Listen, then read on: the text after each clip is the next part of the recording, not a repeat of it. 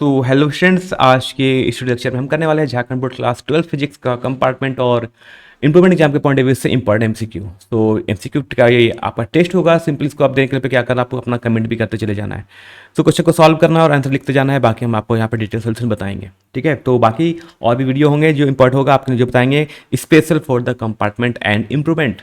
Okay, तो start करते हैं आज का पहला क्वेश्चन। फर्स्ट क्वेश्चन है, टू चार्ज ना, two charge spheres which are separated at a distance d exert a force F on each other.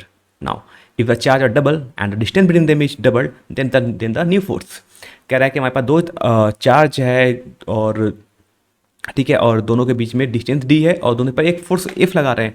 तो कह रहा है कि बताओ, अगर हम दोनों चार्ज को अगर डबल कर दें, दोगुना कर दें और उनके बीच के डिस्टेंस को भी डबल कर दें, तो बताओ अपने यहाँ फोर्स कितना हो जाएगा। तो स्टार्ट तो अपना कॉपी पेन और करते हैं सॉल्यूशंस। तो मान लो हम क्या बताते हैं कि पहले फोर्स एफ था, तो फॉर्मूला क्या होता है, फॉर्मूला होता है k into q one into q two divide by distance कितना था, डी था, तो डी स्क्वायर होता है फॉर्मूला। ठीक, बात करते हैं नया फोर्स अब कितना होगा। अब मान लो नया फोर्स हो गया एफ डैश। देखते हैं एफ डैश कितना होगा। कब, जब हमने कहा चार्ज को आप डबल कर दो, यानी जो Q1 था वो बन गया 2Q1 और जो Q2 था वही बन गया हमारा 2Q2, क्योंकि हमने चार्ज को कर दिया है double. And eight the same time distance को भी क्या कर देना है, डिस्टेंस को भी कर देना है डबल, तो उसको भी कर देंगे हम 2D, क्या करेंगे स्क्वायर। ठीक है, कितना आंसर आ जाएगा, 2 इंटू 2 हो जाएगा 4, तो हो जाएगा 4 इंटू के into Q1 into Q2 and divide by 2D का स्क्वायर कितना होता है, हो जाता है ये 4D स्क्वायर।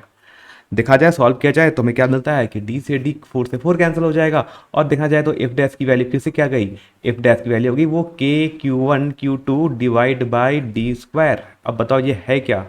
तो ध्यान से देखा जाए तो क्या ये इक्वेशन नंबर 1 नहीं था, दैट मीन्स क्या इसी को हम एफ नहीं लिख सकते हैं, लिख सकते हैं, बिल्कुल लिख सकते हैं। तो क्या आंसर हो जाएगा कि जो नया फोर्स होगा वो कितना होगा, अभी भी एफ ही रहेगा, यानी चार्ज को डबल करने पर और डिस्टेंस को डबल करने पर भी नया फोर्स एफ आएगा। यानी किन किन का आंसर करेक्ट आया, 1 उनका सही है। बेसिक क्वेश्चन, फॉर्मूला याद रखो, कूलम्स लॉ।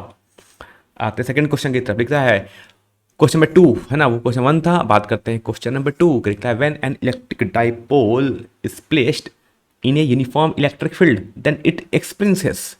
कह रहा है जब एक विद्युत ध्रुव को एक समान, ध्यान देना यूनिफॉर्म लिखा है, एक समान यूनिफॉर्म इलेक्ट्रिक फील्ड में रखा जाता है, तो ये क्या एक्सपीरियंस करता है। ऑप्शन 1 कहता है नेट फोर्स यानी शुद्ध बल होगा।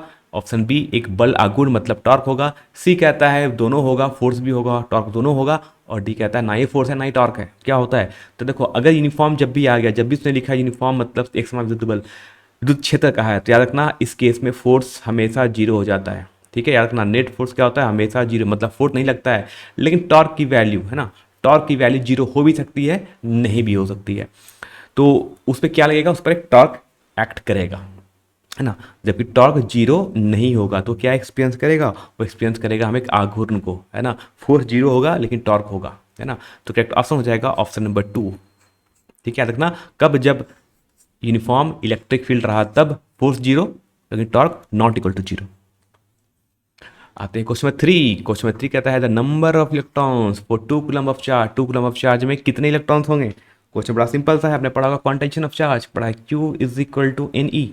ठीक है, हमें करना है find the number of electrons, find out करना है नंबर ऑफ इलेक्ट्रॉन्स, मतलब हमें n की वैल्यू फाइंड आउट करनी है। सो n इक्वल टू होगा charge divide by charge on 1 electron.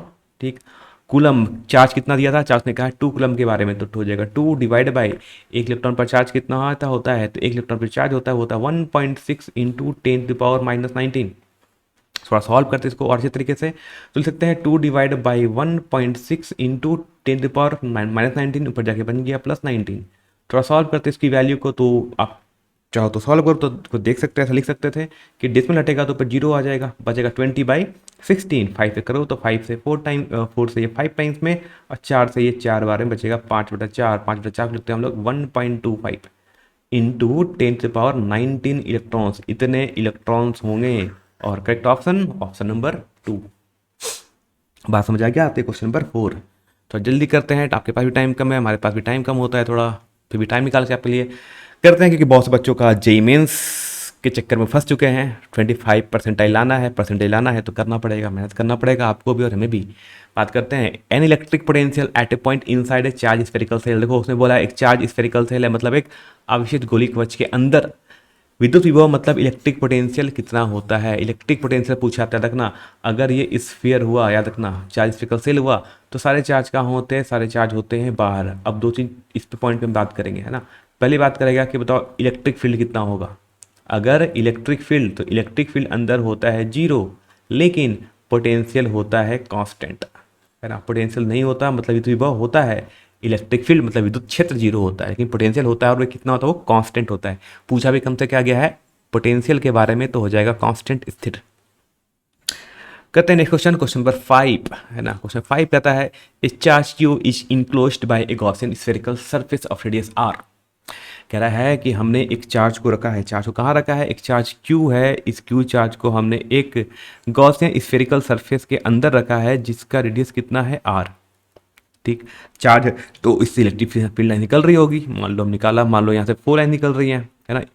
तो number of electric field lines crossing a surface is called electric flux ही बोलते हैं इसको, है ना। इसको बोलते हैं, इसको विद्युत फ्लक्स बोला जाता है। कह रहा है if the radius is double, कह रहा है अगर इसके त्रिज्या को दूना कर दो, इसके रेडियस को डबल कर दो, तो अब मान लो रेडियस हो गया डबल, है ना। अब हो गया रेडियस मान लो 2r, तो पूछो बताओ अब फ्लक्स क्या होगा। तो पहले बताओ, पहले कितनी फील्ड लाइन निकल रही थी, रेड कलर की 4, अभी भी कितनी निकल रही है 4, मतलब कोई चेंज नहीं होगा। ऑप्शन नंबर 3 होगा सही ना, रिमेन अनचेंज्ड, कोई चेंज नहीं होता है ना। क्योंकि अभी भी इस 2r वाले रेडियस, मतलब ये जो ब्लू कलर का मैंने बनाया स्फीयर, इसके अंदर भी अभी चार्ज कितना है, क्यू है। तो फ्लक्स का फॉर्मूला क्या होता है, सिंपल से याद करो, फ्लक्स का फॉर्मूला होता है, इलेक्ट्रिक फ्लक्स का फॉर्मूला होता है charge enclose divide by epsilon not. तो सिंपल समझ लो, पहले भी चार्ज क्यू था, अभी भी चार्ज क्यू है, तो चार्ज उतना ही रहा, तो फ्लक्स भी क्या रहेगा, फ्लक्स भी होगा सेम। Option number 3। बात करते हैं क्वेश्चन नंबर 6। क्वेश्चन तो फास्ट करेंगे, जल्दी चलेंगे। कहता है एक charge particle has drift velocity, है ना। एक चार्ज, इंपॉर्टेंट क्वेश्चन करना है, एक चार्ज पार्टिकल जिसकी ड्रिफ्ट वेलोसिटी हमें गिवन है, करा, और इलेक्ट्रिक फील्ड हमें गिवन है, मतलब उसमें उसका अपवाहवेग गिवन है और हमें विद्युत क्षेत्र गिवन है। तो कह रहे बताओ इस कण की गतिशीलता का मान क्या होगा, मोबिलिटी का फॉर्मूला क्या होगा। तो सिंपल सा मोबिलिटी का फॉर्मूला याद होना चाहिए सभी को, कि मोबिलिटी का फॉर्मूला होता है mu is equal to drift velocity divide by electric field. So simple, drift velocity कितनी गिवन है, देखो उसने किया 4.2 इंटू 10⁻⁴। जैक बोर्ड का फेमस क्वेश्चन है, बार बार 2-3 साल में क्वेश्चन रिपीट ही किया जाता है और सेम टू सेम पूछा जाता है हमेशा। बस हो गया, सॉल्व कर लेते हैं यहाँ से, है ना। तो 22.1 से 4.2 जाएगा 2 टाइम्स में, तो आंसर आ जाएगा हमारा यहाँ पर 2 इंटू 10⁻, देखो -10 है, ऊपर जाके बन जाएगा +10, तो बन जाएगा -4 + 10, है ना। -4 + 10 कितना होता है, +6 आ जाएगा, वो मीटर स्क्वायर पर वोल्ट पर सेकेंड, है ना। तो करेक्ट ऑप्शन कौन सा, करेक्ट ऑप्शन है ऑप्शन नंबर 2, है ना। Option 2 is the correct answer. तो क्या करना है, सबसे पहले आपको ये फॉर्मूला पता होना चाहिए और इसका यूनिट भी याद रखें ना, दोनों काम आता है। आते हैं नेक्स्ट क्वेश्चन, क्वेश्चन नंबर 7। कहता है question number 7, A Gaussian sphere enclose N electric dipole with in it, the total flux across the sphere. तो अभी मैंने कहा था कि इलेक्ट्रिक फ्लक्स का फॉर्मूला होता है, इलेक्ट्रिक फ्लक्स का फॉर्मूला होता है total charge enclose divide by epsilon not. ठीक, उसने कहा डाइपोल है, कहाँ रखा है, गॉसियन स्फीयर के अंदर हमने डाइपोल रख दिया।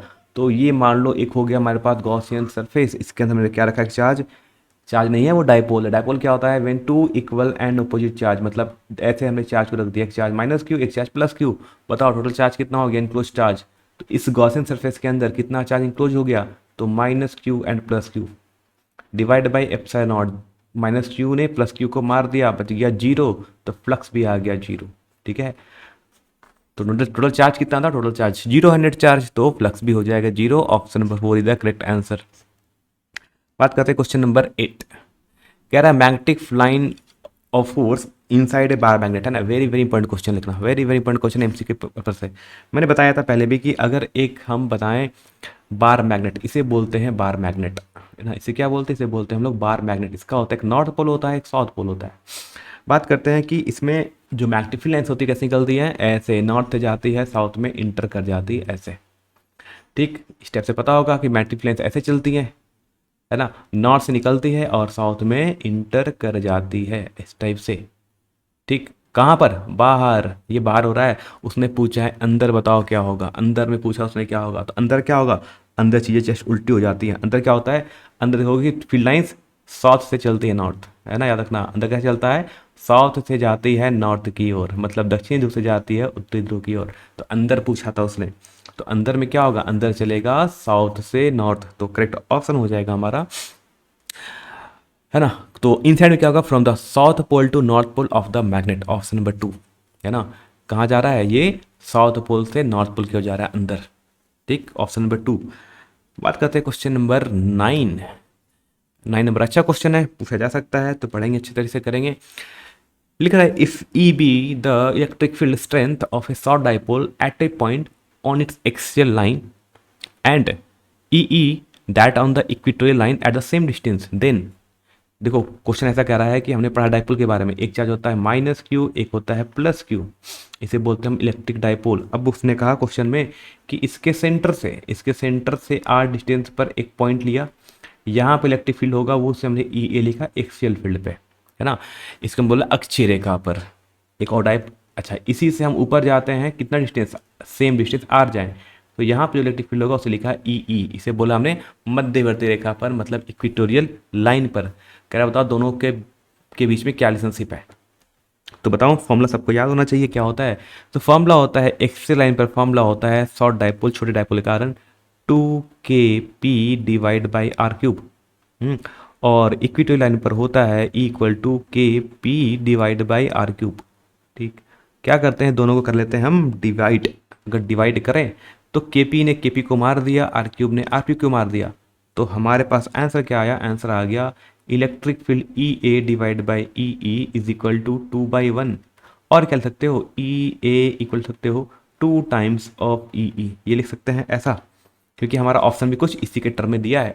तो करेक्ट ऑप्शन कौन सा है, करेक्ट ऑप्शन हो जाएगा यहाँ पर ऑप्शन नंबर 2, है ना। Option number 2 is the correct answer. Formula याद होना चाहिए, बैक फॉर्मूला पूछा जाता है, क्वेश्चन बहुत इंपॉर्टेंट है, पढ़ लेना अच्छे तरीके से।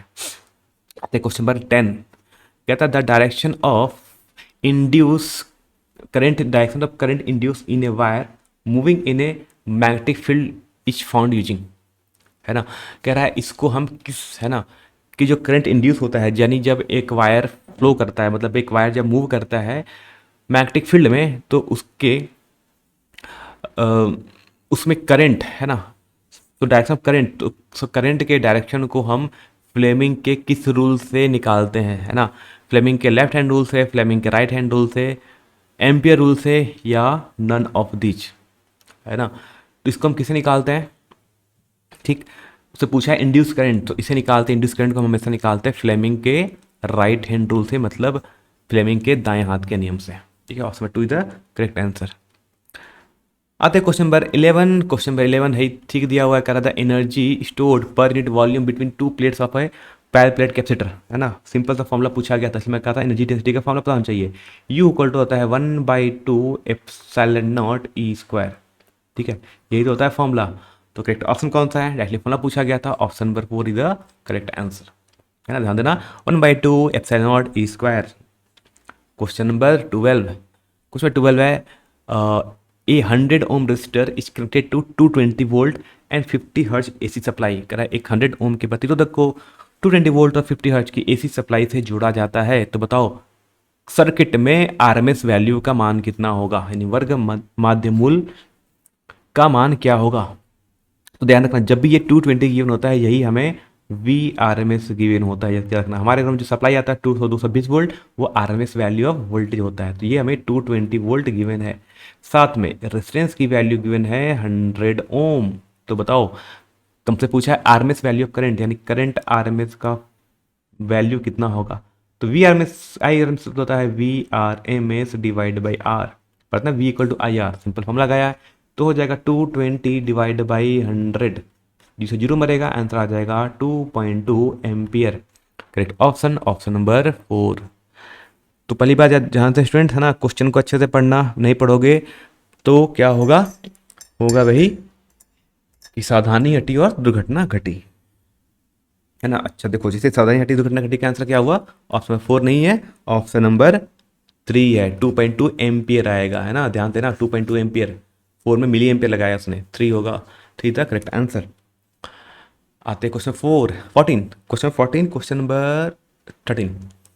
तो बात करते हैं क्वेश्चन नंबर 30, लिखता है why is the wheatstone bridge more accurate than the other method of measuring distance. हम व्हीट स्टोन ब्रिज का अधिक सटीक प्रतिरोध को मापने के लिए हम क्यों यूज करते हैं, क्योंकि ये किस बेस मेथड पर बेस्ड है, the based on null method. पता है ना नल मेथड क्या होता है कि जब P by q equal to R by s हो जाता है उस समय गैलोमीटर से जो करंट फ्लो करता है वो जीरो होता है। जीरो का मतलब को ही बोलते हैं हम लोग नल बोलते हैं ना, शून्य बोलते हैं नल को, इसलिए ठीक है ये नल मेथड पर बेस्ड है। सिंपल सा क्वेश्चन। आते क्वेश्चन 14। क्वेश्चन 14 है इन सीरीज LCR सर्किट, है ना, अगर in series LCR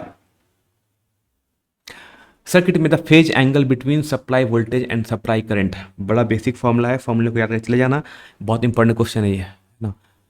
so formula होता है, देखो हम बताते हैं कैसे करते हैं। तो आपने इसका पढ़ा होगा, ऐसे डायग्राम बनता है कि ये होता है हमारा आर, ऊपर होता है हमारा XL ना, नीचे होता है हमारा XC। देखो XL एंड XC हो गया अपोजिट, तो इसको हम ऐसे भी लिख सकते हैं, ऐसे हम ऐसे बनाते हैं कि ये हो गया हमारा आर और इससे हम बोलते हैं XL माइनस XC। ठीक, इसी को अगर हम शिफ्ट कर दें, इसी चीज़ को XL माइनस XC को हम यहाँ शिफ्ट कर दें तो हम ऐसे बना सकते थे, यानी ये इसको भी क्या बोलेंगे XL माइनस XC, क्योंकि ये वेक्टर है ऐसे। ठीक है, हमको इसे शिफ्ट कर सकते हैं। अब ये जो एंगल होता है यहाँ पर, है ना, ये इसे बोलते हैं फाई, इसे बोलते हैं फेज एंगल। तो बताओ यहाँ से टेन फाई का फॉर्मूला क्या हो जाएगा, सिंपल दिख रहा है, तो टेन फाई का फॉर्मूला होता है perpendicular divide by base. Perpendicular कौन बन गया यहाँ पर, XL minus XC, and base कौन बन गया है हमारा R। तो ये हो गया हमारा फाइनल फॉर्मूला। तो फाइनल फॉर्मूला के अकॉर्डिंग करेक्ट आंसर होगा ऑप्शन नंबर 1 ना, XL minus XC divide by R। बात समझ आ गया, सिंपल सा क्वेश्चन था। आते क्वेश्चन में 15। क्वेश्चन 15 है कि in the series combination of two और मोर रेजिस्टेंस, अगर दो या दो से ज़्यादा हम रेजिस्टेंस को अगर सीरीज में लगाए, श्रृंखला में लगाएं, तो बताओ क्या चीज़ होता है। तो देखो हम ऐसे लगाते हैं, एक रेजिस्टेंस से लगाया, हम सिर्फ बात दो करते हैं, दो रेजिस्टेंस ऐसे लगाया R1 एंड R2। जब इसको हम एक बैटरी से जोड़ देते हैं ऐसे, है ना, V वोल्ट की बैटरी से हमने इसको जब अगर जोड़ दिया इस तरह से, सो क्या होता है, इसमें से करंट फ्लो करता है, करंट बैटरी के पॉजिटिव एंड से फ्लो करता है, ऐसे करंट जाता है। अब जो करंट जाता है तो जो करंट R1 से जाएगा वही R2 से जाएगा, मतलब दोनों में क्या जा रहा है, सेम करंट। मतलब बोलते हैं the current through the it resistance is same, है ना, करंट सेम होगा। पैरेलल में क्या होगा, पैरेलल में वोल्टेज सेम।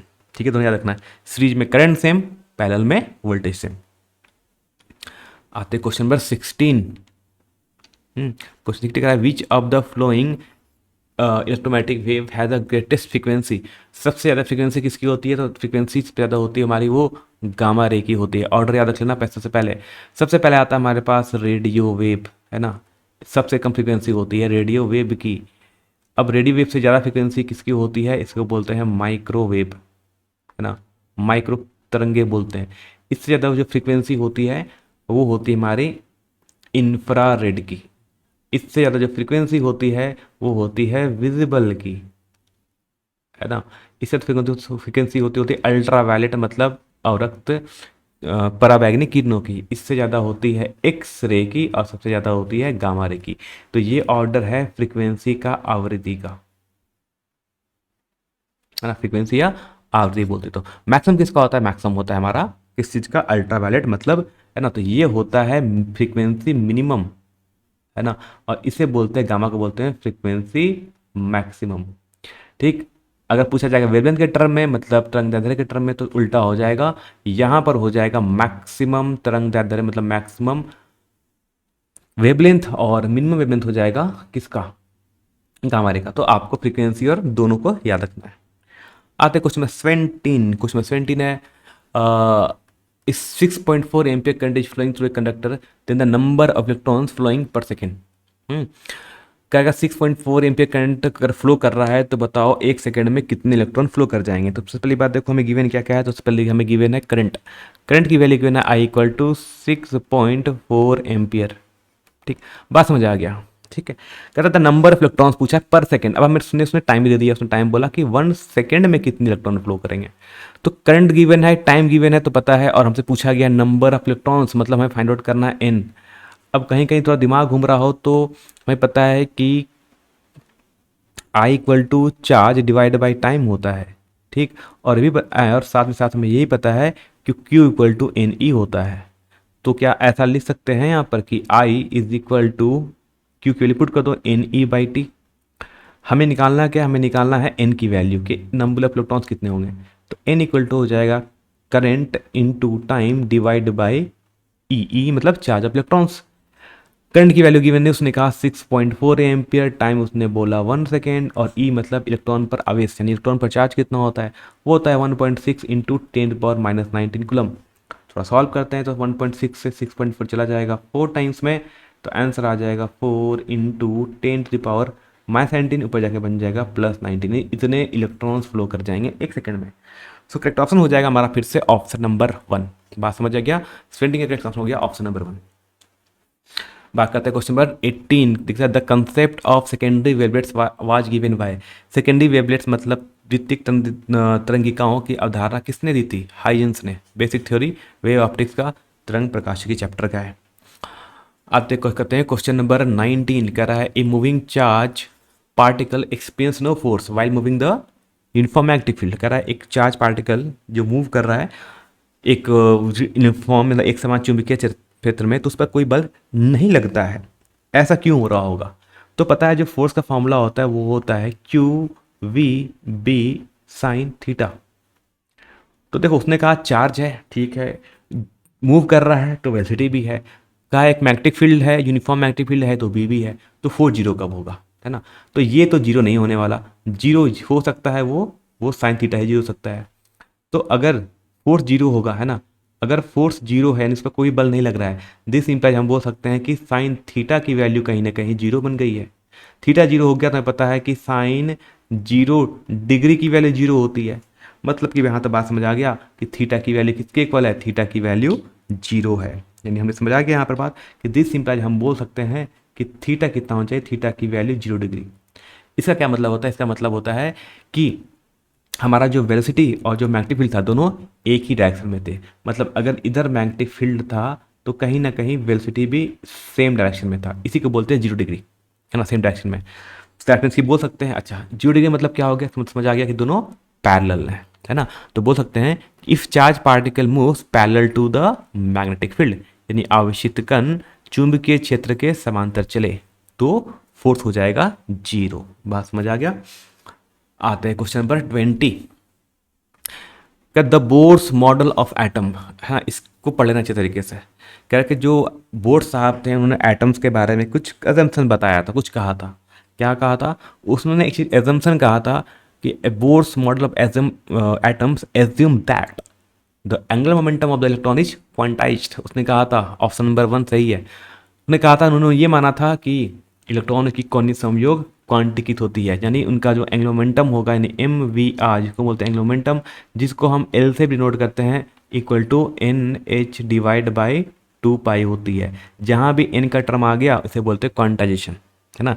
n का मतलब क्वांटिजेशन का मतलब होता है कि n की वैल्यू 1 2 3 4 हो सकती है ऐसे, ठीक है। तो किसी बारे में कहा था, इससे कहा था बोर्ड्स का ये सेकेंड पोस्टुलेट, मतलब बोर्ड्स का ये सेकेंड, है ना, एजम्पशन था। ठीक, बात करते हैं क्वेश्चन नंबर 21। बताओ according to ampere circuital law, पता था एम्पियर सर्किटल लॉ का फॉर्मूला क्या होता है कि B.dn यानी line integral of magnetic field is equal to charge enclose mu naught times of i enclosed, है ना। कि अगर हम कहते हैं कि अगर हमने एक वायर को ऐसे एक करंट वायर में से करंट अगर आई फ्लो कर रहा है तो इससे इस बी पॉइंट पर कितना मैग्नेटिक फील्ड होगा। बी पॉइंट मैग्नेटिक फील्ड किस पे डिपेंड करेगा, तो डिपेंड करता है कि इस सर्कल के अंदर कितना करंट इंक्लोज हो रहा है ना, इसे बोलते हैं आई इंक्लोज्ड। तो इसे बोलते हैं एम्पियर सर्किटल लॉ। ध्यान देना कि इसमें डायरेक्टली फॉर्मूला पूछा है तो फॉर्मूला अच्छे तरीके से याद रखना। B.dl होता है ना, यहाँ पर डॉट लगा होता है, डॉट इक्वल टू होता है म्यू नॉट इंटू आई इनक्लोज्ड, है ना, फॉर्मूला होता है। आते क्वेश्चन नंबर 22 की तरफ, लिखता है as the temperature increases the resistance of a semiconductor, है ना। अगर टेम्परेचर बढ़ेगा तो सेमीकंडक्टर का रेजिस्टेंस क्या होगा। तो याद रखना, दो चीज़ बताते हैं। उसने पूछा है कंडक्टर और सेमीकंडक्टर, पहले बताता हूँ। रेजिस्टेंस पूछा है उसने सेमीकंडक्टर के बारे में टेम्परेचर के साथ, ठीक। तो घटता है ऐसे, किसके लिए, ये अर्धचालक के लिए है, मतलब कि ये जो बात करिए सेमी कंडक्टर के लिए है, ठीक। सेकंड बात करते हैं, एक आप कंडक्टर के भी चलिए बात कर लेते हैं, मतलब एक चालक के बारे में बात कर लेना, क्योंकि ये भी आपसे पूछा जाता है। तो जब रेजिस्टेंस की बात करेंगे, है ना, कि रेजिस्टेंस कैसे बढ़ता है तापमान बढ़ने के साथ।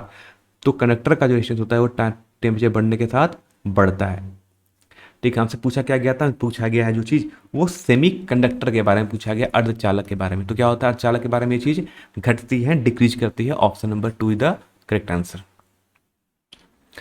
बात करते हैं क्वेश्चन नंबर 23, कह रहा the Lenz law is a consequence of law of conservation of. Length का नियम है किसके संरक्षण नियम पर आधारित है। सारे के सारे क्वेश्चन इंपॉर्टेंट, पढ़ लेना अच्छे तरीके से, है ना, ध्यान दो लो, सुन लो अच्छे तरीके से, समझ के लिख लेना कॉपी में इसका आंसर। का लेंज का नियम किस कंजर्वेशन लॉ मतलब किस संरक्षण के नियम पर आधारित है, वो होता है हमारा कंजर्वेशन ऑफ एनर्जी पर, है ना। किस पर है, कंजर्वेशन ऑफ एनर्जी पर, ऊर्जा के संरक्षण नियम पर आधारित होता है। आते क्वेश्चन में 24 लिख रहा है ना। आज का लास्ट क्वेश्चन, क्वेश्चन 24 लिखता है n type semiconductor is found when dopant atom is. कह रहा है एन टाइप का सेमीकंडक्टर हम कब बनाते हैं। देखो एन टाइप और पी टाइप दो टाइप के होते हैं, बताओ आंसर लिखो कमेंट में जल्दी जल्दी, तब तक मैं आपको बताता हूँ एन टाइप और पी टाइप, है ना, कैसे बनते हैं। देखो एन टाइप बनते हैं जब हम बनाते हैं इसमें पेंटावैलेंट। क्या बनाते हैं, पेंटावैलेंट, जिसको हम लोग बोलते हैं पंच संयोजी बोलते हैं ना। हिंदी में क्या यहाँ लिखा होगा, हाँ लिखा है, इसको बोलते हैं पंच संयोजी। ठीक, और एन पी टाइप कैसे बनता है, पी टाइप बनता है जब हम मिलाते हैं के साथ ट्राईवैलेंट, है ना, ट्राईवैलेंट जिसको हम बोलते हैं त्रिसंयोजी बोलते हैं। तो ध्यान दो, हमसे पूछा किसके बारे में, कि हमसे पूछा गया है एन टाइप। एन टाइप कैसे बनता है, एन टाइप बनता है जब हम इसमें पंच संयोजी एटम कैसा हो, पंच संयोजी मतलब पेंटावैलेंट हो। Option number 4। ठीक है, तो ये टेस्ट आज का हमारा खत्म हो गया है। अब अगला टेस्ट फिर से आएगा कल एक बार, और कल से हम अच्छे क्वेश्चंस करेंगे और भी इंपॉर्टेंट करेंगे। कुछ चैप्टर है जिसका मैंने भी क्वेश्चन ले लिया है, जैसे हमारे देखोगे geometrical optics, do nature matter radiation, nuclear chapter का मैंने क्वेश्चन नहीं लिया है। अगले टेस्ट में आएगा और सारे क्वेश्चन इंपॉर्टेंट लेंगे आपके, और सारे MCQ क्वेश्चन है। ठीक है, तो कल लेना, समझ लेना, चैनल को सब्सक्राइब कर देना और अपने दोस्तों तक भी यानी जूनियर्स तक को बता देना चैनल को सब्सक्राइब कर दे। और खासकर ऐसे लोग जो लोग विलेज में रहते हैं, गांव में रहते हैं ना, ताकि उन तक, ताकि उनको कभी ये नौबत ना आए कि सर फेल हो गए, कंपार्टमेंट लग गया, इंप्रूवमेंट लग गया, क्या करें। तो सारी वीडियो लेक्चर अपलोड है। बाकी अगर डिटेल में जिसको फिजिक्स पढ़ना हो, जो भी क्लास 12th में हो, उनको ये बता देना physics with Abhijeet Singh YouTube channel है, इस पर सब्सक्राइब कर लो। यहाँ पर वीडियो आएगा, डिटेल वीडियो है यहाँ पर, है ना, पूरा प्रूफ के साथ, डेरिवेशन के साथ, सब कुछ।